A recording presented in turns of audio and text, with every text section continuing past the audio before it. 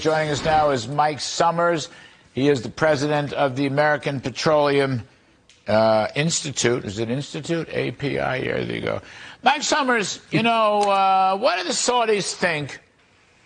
What do the Saudis think they're going to get out of these production cutbacks? I mean, high prices, but as you probably know, since September, last September, when these that was some production cuts already in place, the Saudis announced continued. Actually, Brent crude prices have come down in the open market. West Texas has come down in the open market.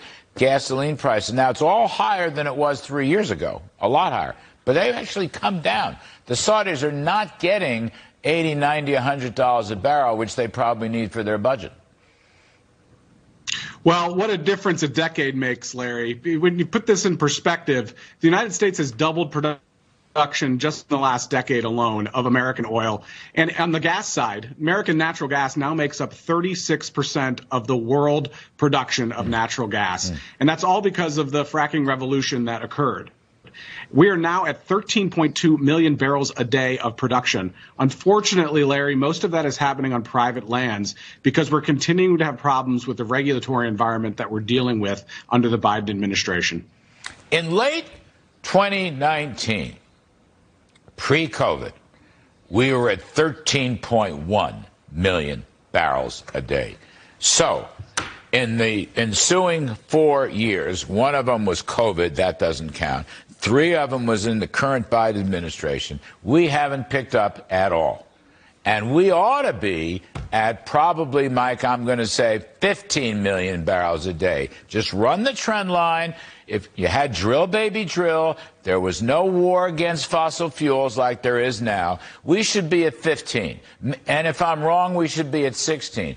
And then, Mike Sommers, you know where I'm going on this, we wouldn't give a hoot what OPEC Plus is doing, and furthermore, we would be draining money from Iran. Instead of feeding Iran and the war and the terrorism, we would be draining money from Iran, and we would be draining money from Russia. You know? So this thing is out of hand. We need a change in policy. That's exactly right. I mean, when you think about the American advantage here, we've been able to get back up to 13.2 million barrels of production here in the United States, despite a lot of the policies that we're dealing with from this administration. It's just because they've basically cut off production on federal lands and in federal waters. They've closed off Alaska. We need more production here, but that's going to take some real policy changes. And the administration right now is really focused on decreasing American production, unfortunately, at a time when we should be increasing production, because we know that the hostile regimes, hostile to American interests, are going to continue their efforts. And if you produce more, what happens to the price?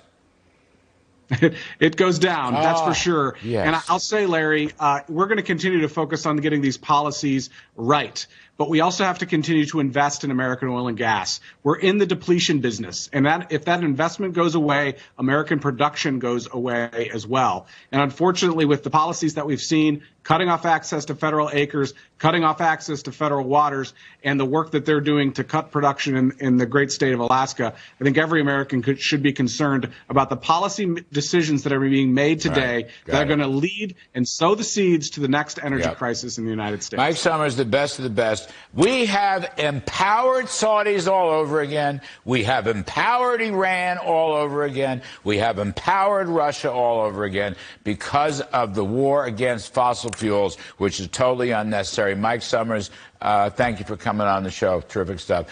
Folks, we're going to